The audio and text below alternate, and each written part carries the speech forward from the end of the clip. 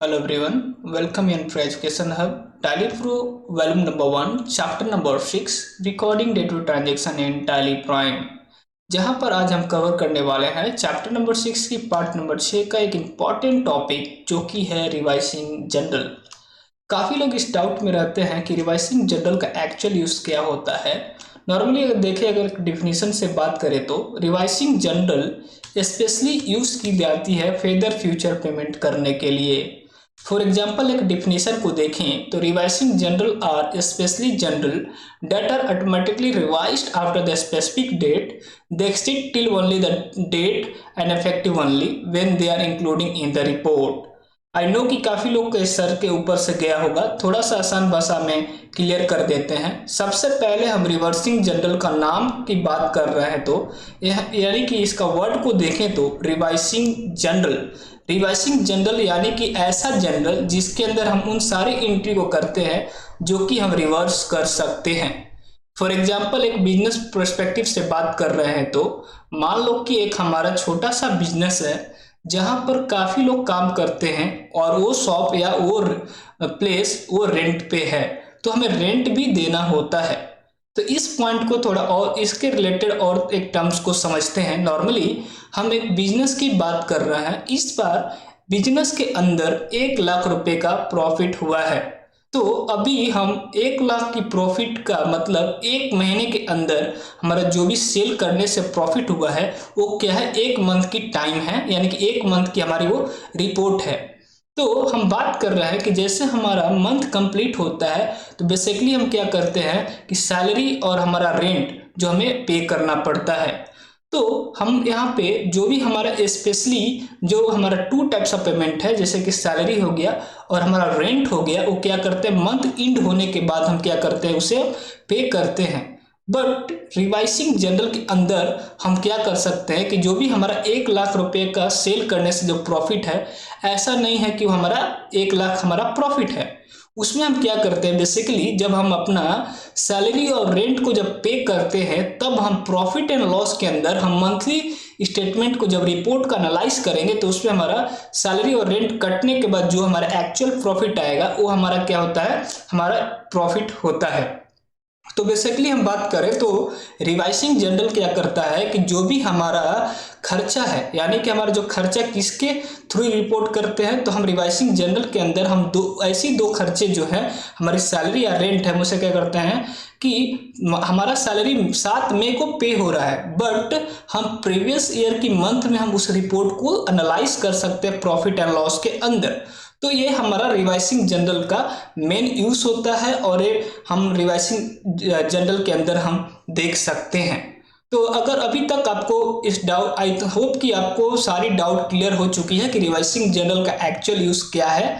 और हम बता दें कि रिवाइसिंग जनरल के अंदर एंट्री करने से हमारे रेगुलर बुक ऑफ अकाउंट्स के अंदर कोई भी इफेक्ट नहीं होता है। सिंपली क्या है, रिवाइसिंग जनरल के अंदर हम आप रिपोर्ट को देख सकते हैं टिल इफेक्टिव डेट के अंदर।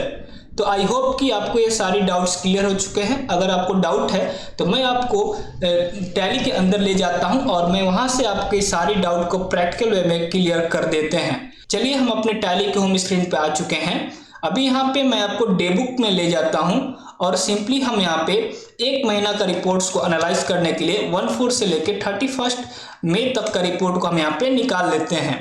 तो आप देख सकते हैं कि मैंने यहाँ पे 2 मई को परचेस किए हुए 30,000 रुपीज का प्रोडक्ट, जिसके अंदर आप देख सकते हैं कि हमने यहाँ पे प्लास्टिक वाटर बोतल और स्टील वाटर बोतल को मैंने परचेस किया और जो हमारा टोटल परचेस्ड है वो 30,000 की है। और जिसके अंदर मैंने 100 पीसेस मैंने प्लास्टिक वाटर बोतल को परचेस किया और 200 पीसेस हमने स्टील वाटर बोतल को परचेस किया, जिसके अंदर हमारा रेट एप्लीकेबिलिटी होती है 100 रुपीज का। और उसी प्रकार अगर हम यहाँ पे सेल्स की बात करें तो सेल्स जो मैंने किया है वो 60,000 रुपये का मैंने सेल्स किया है। तो ऐसा भी नहीं है कि मैंने पूरे सेल्स किए हुए हैं, मैंने यहाँ पे 150 पीसेस की सेल की है और जिसके अंदर मैंने 60,000 रुपये का मैंने सेल किया है। तो मैं बता दूं कि मोटा मोटी जो मेरा प्रॉफिट है वो हमारा एक महीने का 45,000 रुपीज़ का हमारा यहाँ पे प्रॉफिट हो रहा है। तो मैं उस प्रॉफिट को भी मैं प्रॉफिट एंड लॉस अकाउंट में ले जाके मैं आपको दिखाना चाहता हूं। तो सिंपली हम यहाँ पे गेटवे ऑफ टैली के अंदर रिपोर्ट के अंदर आगे प्रॉफिट एंड लॉस के ऊपर जैसे क्लिक करेंगे तो आप देख सकते हैं कि जो मेरा सेल है वो 60,000 रुपये का है और जो मैंने परचेस किया 30,000 रुपये का है। तो हमारा नेट जो प्रॉफिट है यानी कि gross profit and net profit हमारा 45,000 रुपीज का प्रॉफिट है। तो जैसे कि मैंने बात किया कि हमारा जो 1 लाख रुपए यानी कि हमारा एक महीना का हम यहाँ पे रिपोर्ट्स को एनालाइज कर रहे हैं और हम क्या चाहते हैं कि हमारा पूरा फाइनल पेमेंट हमारा कितना प्रॉफिट आ रहा है उससे हम एनालाइज कर सके। तो हमें इसमें से क्या करना है, जो हमारी रेंट है यानी कि हमारा सैलरी है उसे डिडक्ट करने के बाद हमें एक्चुअल प्रॉफिट की अंदाजा होगी। तो उसके लिए हम क्या करेंगे कि सबसे पहले हम अपनी सैलरी को यहाँ पे बुक करेंगे और उसके बाद हम उस रिपोर्ट को एनालाइज करेंगे। तो उसके लिए हम सिंपली अपने गेटवे ऑफ टैली के अंदर ट्रांजैक्शन के अंदर वाउचर के अंदर हम जाएंगे और वाउचर के अंदर जाने के बाद हमें यहाँ पे रिवाइसिंग जनरल के अंदर हमें जाना है। तो उसके लिए क्या करना है कि यहाँ पे हमारा रिवाइसिंग जनरल का ऑप्शन शो नहीं हो रहा है। तो उसके लिए सिंपली हम क्या करेंगे, अपने कीबोर्ड से F10 प्रेस करेंगे। तो हमें क्या करना है कि लिस्ट ऑफ वाउचर के अंदर शो इनएक्टिव के अंदर आना है और यहाँ से हमें क्या करना है, रिवाइसिंग जनरल को हम यहाँ से सेलेक्ट कर लेंगे क्योंकि हम रिवाइसिंग जनरल के अंदर ही हम उन सारे प्रोविजंस की एंट्री करने वाले हैं। तो सबसे पहले मैं क्या करता हूं कि मैं यहाँ पे F2 प्रेस करके मैं यहाँ से डेट को चेंज कर लेता हूं और जो हमारा डेट रहने वाला है 2 जून 2023 रहने वाला है। और यहाँ पे मैं अभी तक मैंने यहाँ पे सैलरी की कोई भी लेजर्स को क्रिएट नहीं किए हैं। तो लेजर क्रिएट करने के लिए सिंपल पे कीबोर्ड से Alt+C प्रेस करेंगे और यहाँ पे हम एक सैलरी का लेजर को क्रिएट कर लेंगे और जो हमारा अंडर होने वाला है वो हमारा होने वाला है इनडायरेक्ट एक्सपेंस के अंदर। और उसके बाद Ctrl+A से हम इसे सेव करा लेते हैं। अभी हमने सैलरी जो हमें पे करनी है वो हमें 10,000 रुपीज़ की पे करने वाले हैं और कैश के अंदर हम इसे पे करेंगे। तो हमारा यहाँ पे एंट्री जो बनेगी salary accounts DR to cash account credit. और उसके बाद सबसे इंपॉर्टेंट जो बातें हैं यहाँ पे समझने वाली है कि ये जो यहाँ पे एप्लीकेबिलिटी के अंदर आ जाते हैं और यहाँ पे हम बताना चाहते हैं कि एप्लीकेबल आप कौन सा डेट तक की रिपोर्ट को आप यहाँ पे देखना चाहते हैं। जैसे कि मैंने बात कर रहा है कि हमारा एक महीना के अंदर मई मंथ में मैंने 45,000 रुपीज़ की प्रॉफिट की है। तो हमारा ये 45,000 रुपीज़ में से 10,000 रुपीज़ लेस होके हमारा जून 2 तक हमें बताया कि हमारा कितना एक्चुअल प्रॉफिट हो रहा है। तो सिंपली हम नरेशन के अंदर आएंगे और यहाँ पे टाइप करेंगे being salary paid for the month of May in the month of June के अंदर हमारा ये सैलरी पे हो रहा है। तो इसको मैं सिंपली Ctrl+A प्रेस करके मैं इसे सेव करा लूंगा। तो फिर से हम क्या करते हैं, रिपोर्ट के अंदर आते हैं और प्रॉफिट एंड लॉस के अंदर आप देखिएगा तो अभी भी हमारे यहाँ पे क्या हो रहा है कि 45,000 रुपीज़ का ही नेट प्रॉफिट यहाँ पे आ रहा है। तो हम क्या करते हैं, इसके लिए हमें एक सिनारियो क्रिएट करना पड़ेगा। तो हम यहाँ पे सबसे पहले मास्टर के अंदर क्रिएट के अंदर जाते हैं और यहाँ पे हम अकाउंटिंग मास्टर के अंदर अभी तक देख रहे हैं कि यहाँ पे हमारा सिनारियो का ऑप्शन नहीं है। तो हम सिंपली शो मोर के अंदर आएंगे और यहाँ से मैं ले लूंगा सिनारियो और यहाँ पे हमें प्रोविजन की सिनारियो को क्रिएट करना है। तो हम यहाँ पे सिंपली हम प्रोविजंस का सिनारियो को यहाँ पे क्रिएट कर लेते हैं और उसके बाद यहाँ पे इंक्लूडिंग किसके अंदर ये सिनारियो को रिकॉर्ड करना चाहते हैं। तो बेसिकली हम यहाँ पे रिवाइसिंग जनरल के अंदर हम यहाँ पे रिकॉर्ड करना चाहते हैं। तो मैं यहाँ से रिवाइसिंग जनरल को सिलेक्ट कर लिया और Ctrl+A से मैं इसे प्रेस करके मैं इसे सेव करा लेते हैं। उसके बाद मैं क्या करूंगा कि सिंपली मैं फिर से मैं प्रॉफिट एंड लॉस अकाउंट के अंदर आऊंगा और इस एक्चुअल और हमारा प्रोविजन सिनारियो को देखने के लिए सबसे पहले हमें क्या करना पड़ेगा, यहाँ पे न्यू कॉलम को इंसर्ट करना पड़ेगा।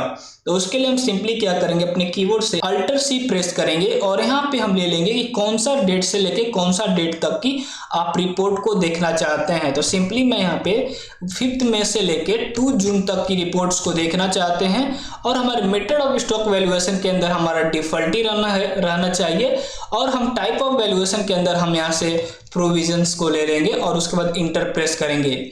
तो आप देख सकते हैं कि जो हमारा एक्चुअल जो हमारा प्रॉफिट है वो हमारा 1 अप्रैल से लेके 2 जून तक के बीच में हमारा 45,000 रुपीज़ है।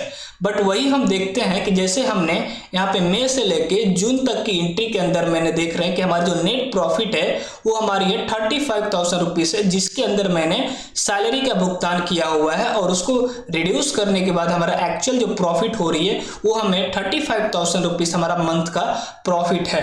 तो होप अंडरस्टैंड कि अगर आपको मालूम हो चुका है कि हम रिवर्सिंग जनरल का इस्तेमाल हम फेदर फ्यूचर रिपोर्ट्स को एनालाइज करने के लिए हम इसको एंट्री को पास आउट करते हैं। जैसे कि बेसिकली हमारा 2 टाइप्स का जो पेमेंट है, जैसे कि हमारा रेंट हो चुका है और हमारा सैलरी, आप उन सारे रिपोर्ट्स को इसके अंदर आप एनालाइज कर सकते हैं। होप आई अंडरस्टैंड कि आपको अच्छी रीति से मालूम हो चुका है कि हमारा रिवाइजिंग जनरल का इस्तेमाल हम क्यों करते हैं और उसकी एक्चुअल यूज क्या है।